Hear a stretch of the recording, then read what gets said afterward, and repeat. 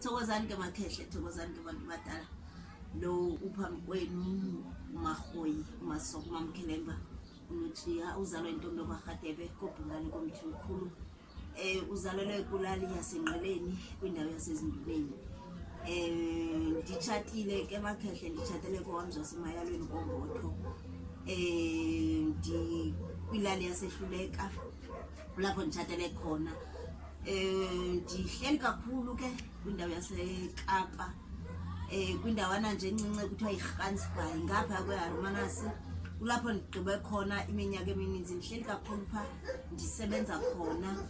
Bathi ndiyasebenza zonke indawo, apho kufuneka khona ndiye khona, kulapho ndisebenza khona. Amageza ndiyawanyanga, abantu abadukelwe ngomqondo ndiyabakhweza, abantu ekhontamini bahambe kahle nje ngoxolo.